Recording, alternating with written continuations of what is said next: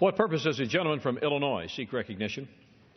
Thank you, Mr. Speaker. Pursuant to Clause 2A1 of Rule 9, I rise to give notice of my intent to raise a question of privilege of the House. The form of my resolution is as follows. Whereas Rule 9 of the House of Representatives rules states that a question of the privileges of the House shall be first those affecting the rights of the House collectively, its safety, dignity, and the integrity of its proceedings, and second, those affecting the rights, reputation, and conduct of members, delegates, or the resident commissioner individually in their respective representative capacity only. Whereas the Iran Nuclear Agreement Review Act of 2015, in this preamble referred to as the Review Act, was passed by the Senate on May 7, 2015 by a vote of 98-1. Whereas the House of Representatives passed the Review Act on May 14, 2015 by a vote of 400-25. Whereas the Review Act was signed by President Barack Obama on May 22, 2015, becoming Public Law 114-17. Whereas Section 135A1 of the Atomic Energy Act of 1954, as enacted by Section 2 of the Review Act, states, not later than 5 calendar days after reaching an agreement with Iran relating to the nuclear program of Iran, the President shall submit and transmit to the appropriate congressional committees and leadership the agreement as defined in subsection H1, including all related materials and annexes. Whereas Section 135H1 of the Atomic Energy Act of 1954, as enacted by Section 2 of the Review Act, states, the term agreement means an agreement related to the nuclear program of Iran that includes the United States, commits the United States to take action, or pursuant to which the United States commits or otherwise agrees to take action, regardless of the form it takes, whether a political commitment or otherwise, regardless of whether it is legally binding or not, including any joint comprehensive plan of action entered into or made between Iran and any other parties, and any additional materials related thereto, including annexes, appendices, codicils, side agreements, implementing materials, documents and guidance, technical or other understandings, and any related agreements, whether entered into or implemented prior to the agreement or to be entered into or implemented in the future.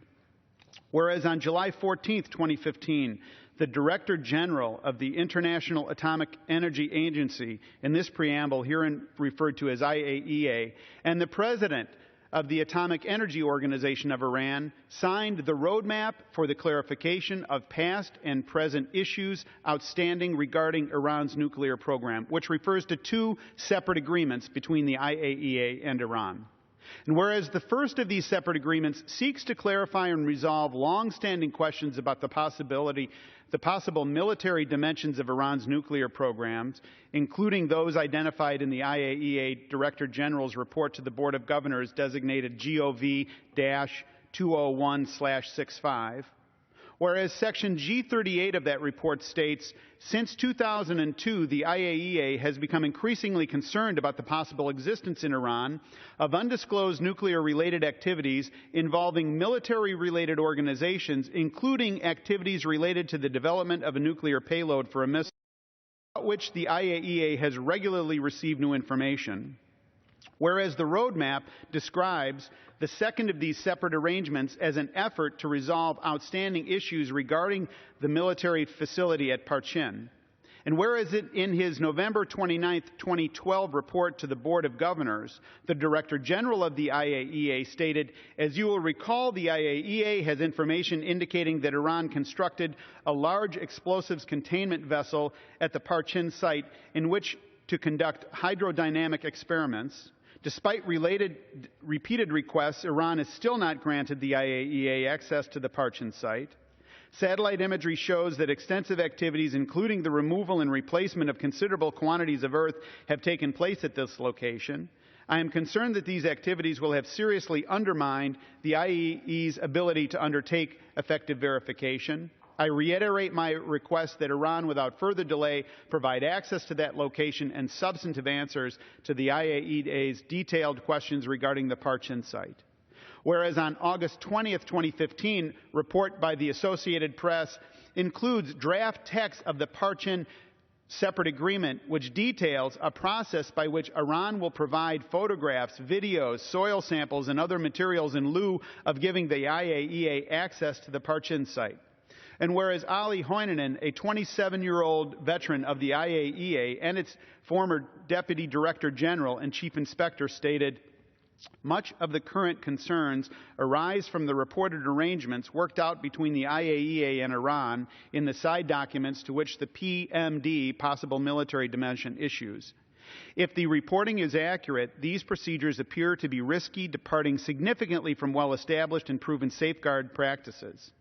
At a broader level, if verification standards have been diluted for Parchin or elsewhere and limits imposed, the ramification is significant as it will affect the IAEA's ability to draw conclusive definitive conclusions with the requisite level of assurances and without undue hampering of the verification process. Whereas the self-inspection and verification by Iran of its own nuclear weapons-related activities performed at the Parchin military facility are inadequate and incapable of demonstrating Iran's compliance with safeguards against nuclear weapons development and as established by the IAEA or the International Nuclear Agreement with Iran. Whereas on July 14, 2015, the P5+1, the United States, the United Kingdom, France, the People's Republic of China, the Russian Federation, and Germany, and Iran, all announced that the parties had agreed to a joint comprehensive plan of action. Whereas Section C13 of the Joint Comprehensive Plan of Action requires Iran's parliament and the president to implement the additional protocol to Iran's Comprehensive Safeguards Agreement with the IAEA.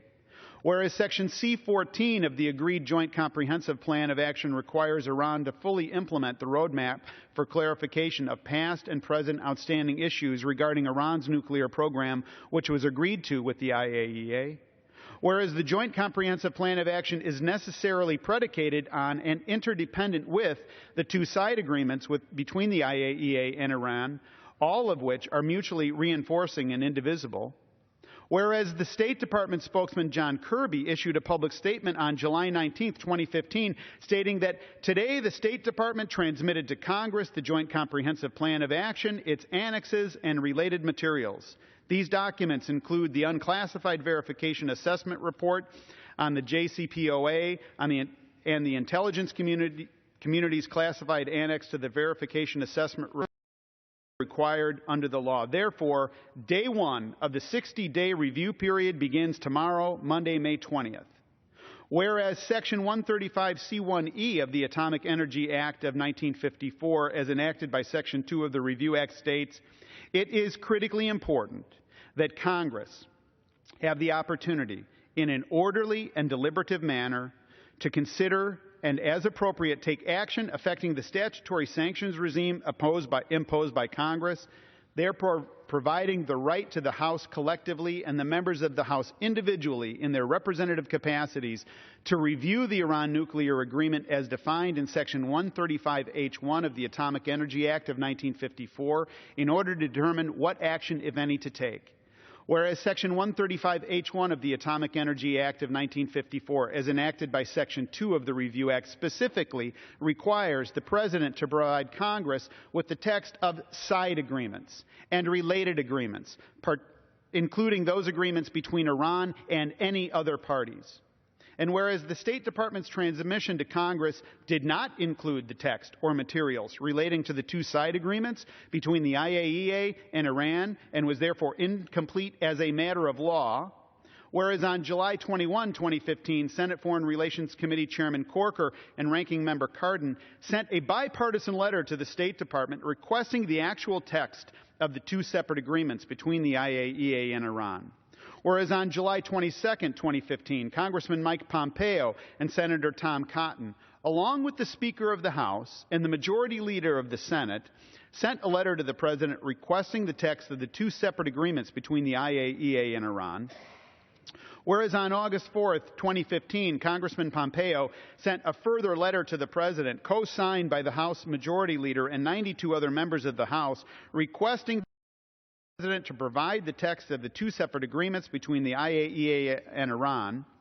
Whereas contrary to the law and these requests, the President did not provide the text of the separate agreements to Congress or any of its members. And whereas on July 20, State Department spokesman John Kirby stated, "There's no side deals. There's no secret deals between Iran and the IAEA that the P5+1 has not been briefed on in detail." Whereas on August 5, 2015, letter to members of Congress, Assistant Secretary of State for Legislative Affairs Julia Fryfield contradicted that claim, saying the roadmap refers to two separate agreements between the IAEA and Iran. And within the IAEA system, such arrangements related to safeguards procedures and inspection activities are confidential and are not released to other member states. Whereas on July 28, 2015, Secretary of State John Kerry told the House Foreign Affairs Committee, in responding to the statement that National Security Advisor Susan Rice has seen the actual text of the two side agreements, said, "I don't believe Susan Rice, the National Security Advisor, has seen it." Whereas responding further to whether he has seen the actual text, Secretary Kerry said, "No, I haven't seen it. I've been briefed on it." And whereas on July 29, 2015, Secretary of Energy Ernest Moniz stated, "I personally have not seen those documents." Whereas on July 31, 2015, White House Press Secretary Josh Earnest stated, "Our negotiators were briefed on the context of that agreement," a reference to the side agreements. Whereas being briefed second or third hand, including by Obama administration officials who themselves have not read the actual text of the side agreement, is akin to a game of telephone and is not the same thing as allowing members of Congress to read the actual text of agreements. And whereas the congressional review period described in Section 135B of the Atomic Energy Act of 1954 as enacted by Section 2 of the Review Act to review the Iran nuclear agreement begins only if an agreement, including all materials required to be transmitted to Congress pursuant to subsection 1A, is transmitted by the President to the Congress for review. Whereas on July 14, 2015, President Obama stated, "This deal is not built on trust, it is built on verification." Whereas it is impossible for the President, Congress, and the American people to consider and determine whether to support or oppose an Iran nuclear agreement without reviewing key inspection and verification details contained in the text of the two side agreements between the IAEA and Iran. Whereas the determination by the parliamentarian of the House of Representatives acting as an officer of the House and that the President has transmitted to Congress the agreement and related materials as required by law, and therefore to begin counting the elapsing of the congressional review period beginning July 20, 2015, deprives the House collectively and members of the House individually in their representative capacities of the right to review the nuclear deal with Iran. And whereas the congressional record for the legislative day July 27, 2015 is incorrect, listing under the heading Executive Communications the following entry: a letter from the Assistant Secretary, Legislative Affairs, Department of State, transmitting a letter and attachment satisfying all requirements of Section 135A of the Atomic Energy Act of 1954 as amended by the Iran Nuclear Agreement Review Act of 2015, Public Law 114-17, as received July 19, 2015, jointly to the Committees of Foreign Affairs, Financial Services, the Judiciary, Oversight and Government Reform, and Ways. And whereas the House of Representatives is scheduled to vote on a resolution of disapproval on the Iran nuclear agreement as soon as September 9, 2015, a procedure provided for under Section 135E4 of the Atomic Energy Act of 1954 as enacted by Section 2 of the Review Act.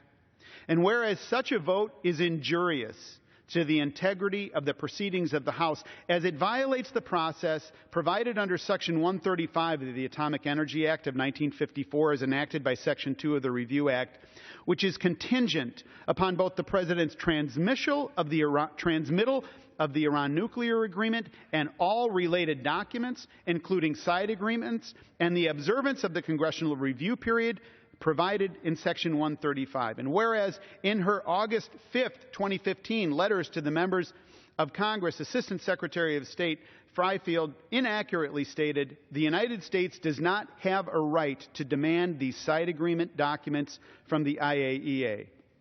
And whereas Dr. Hoynanen, the former Deputy Director and Chief Inspector of the IAEA, stated, according to the IAEA rules and practices, such documents could be made available to members of the IAEA board. And whereas he further stated, the issue of confidentiality is an important matter for the IAEA. However, it should not be used as a blanket to stop legitimate questions, particularly regarding verification methods at Parchin. Historically, the IAEA has not viewed such issues as confidential. The IAEA and its member states have disclosed much more detailed facility-specific approaches at regular safeguard symposia. Additionally, in 2007, the IAEA Iran work group addressing outstanding issues accumulated over several years was made available to all IAEA member states, and the board received a 2012 document from Iran related to very specific PMD, that is, possible military dimension questions, which happened while the IAEA was negotiating with Iran for greater clarity and access. Whereas Part 1, Section 5 of IAEA Information Circular 153 provides that specific information relating to such implementation of measures to safeguard nuclear materials in the state may be given to the Board of Governors and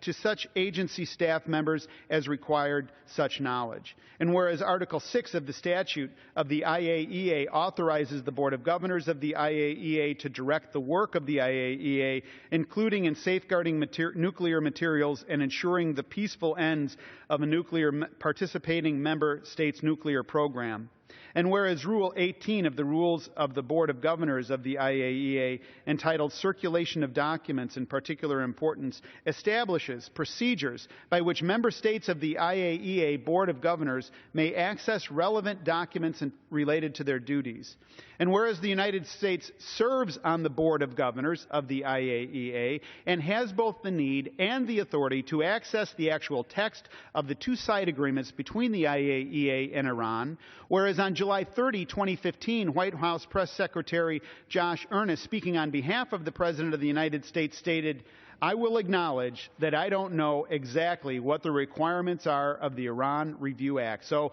I'm not sure exactly what that means Congress is acting for." And whereas on April 6, 2015, White House Press Secretary Josh Earnest stated, We do believe that Congress should play their rightful role in terms of ultimately deciding whether or not the sanctions that Congress passed into law should be removed. And whereas on April 7, 2015, White House Press Secretary Josh Earnest further stated, members of Congress should consider the agreement and decide whether or not the President has achieved his stated objective of preventing Iran from obtaining a nuclear weapon, shutting down every pathway they have and making them cooperate with the most intrusive set of inspections that have ever been imposed on a country's nuclear program. And whereas the Joint Comprehensive Plan of Action, which was negotiated and agreed to by the Obama administration, fails to accomplish these objectives, whereas any recognition by the House of Representatives of the transmittal by the President of an Iran nuclear agreement does not include all of the materials required by law, including the text of the two-side agreements agreed to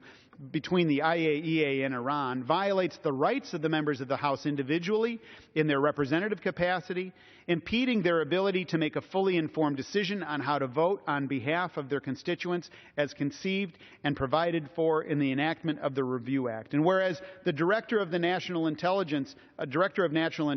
James Clapper, has labeled Iran the world's leading state sponsor of terrorism, whereas the website whitehouse.gov states that Iran currently has a 2 to 3 month breakout time to build a nuclear bomb, whereas legislative action on an Iran nuclear agreement is one of the most important issues that will ever come before the House, as it is directly affecting the safety and security of the members of the House and their constituents, whereas taking of legislative action without reasonable consideration and knowledge damages the reputation and credibility of the House collectively and its members individually in their representative capacities,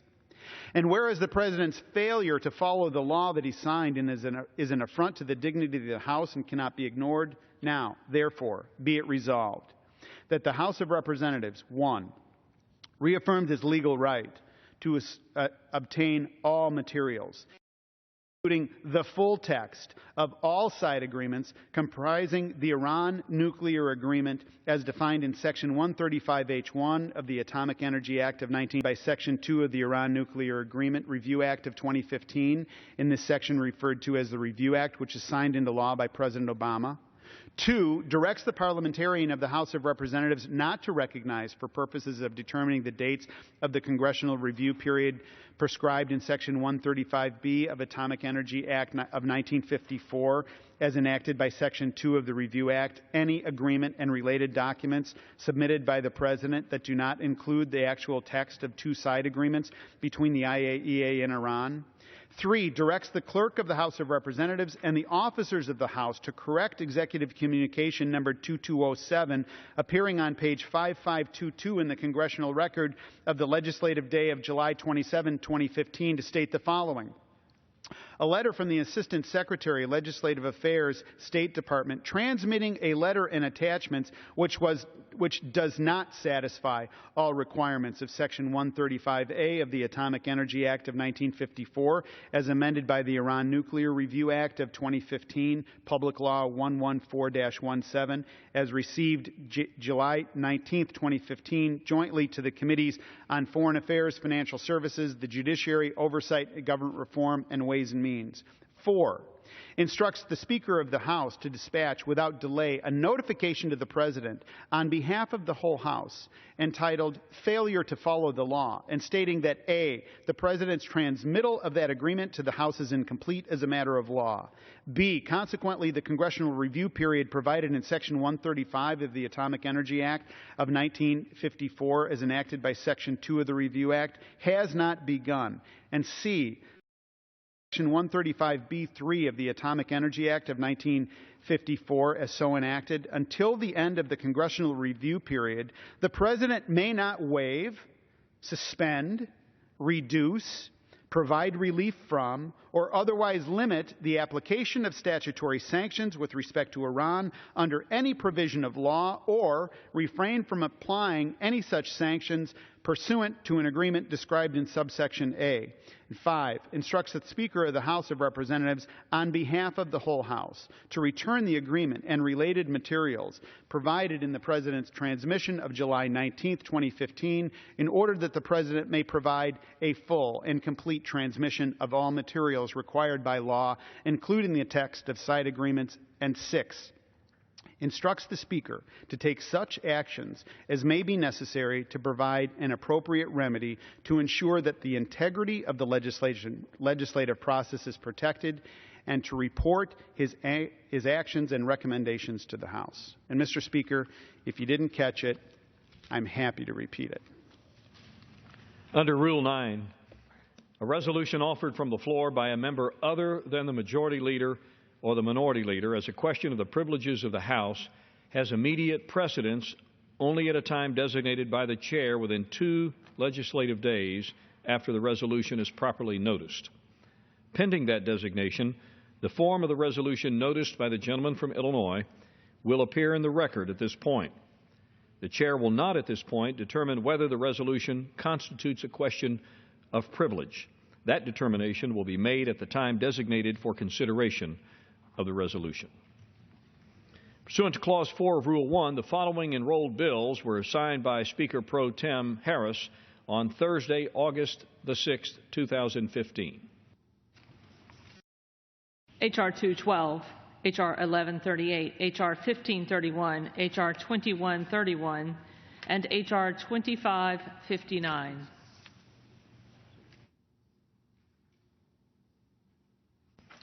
Pursuant to Clause 12A of Rule 1, the Chair declares the House in recess until approximately 4 p.m. today. And as you just heard, the House will be back this afternoon at 4 Eastern, debate and vote on the Iran